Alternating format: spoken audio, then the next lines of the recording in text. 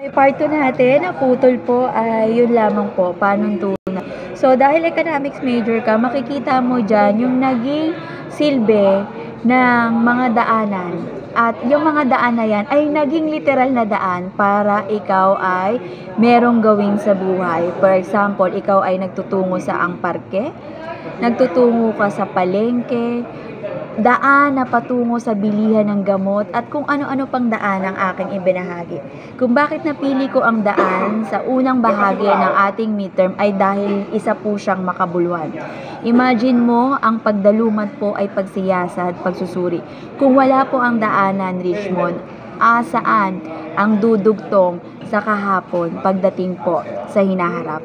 So ano pong ibig sabihin nito? Yung mga hinihingi kong picture, wala ka pong ibang gagawin kung hindi ang salitang visualisasyon.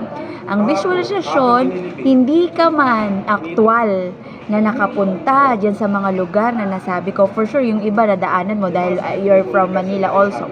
At may binahagi ako dyan na papunta.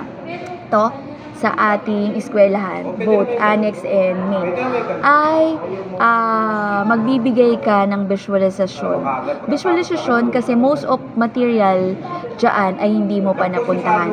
Ang visualisasyon po ay paglalapat, no, ng mga posibleng eksena na gusto mo, no, pumapasok sa iyong isipan na kinakailangan ng maganda, positibong, no, adikain. Halimbawa po, yung mga daan na ibinibigay ko po sa inyo, kung wala po yan, makakapunta po ba ako sa naturang bilihan ng gamot?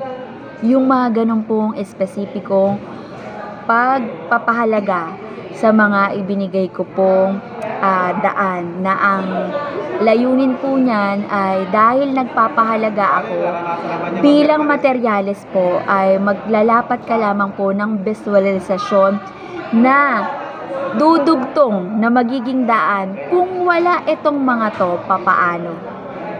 Sasagutin mo lamang po lahat po ng 30 items na po ito. Kung wala itong mga ito, papaano?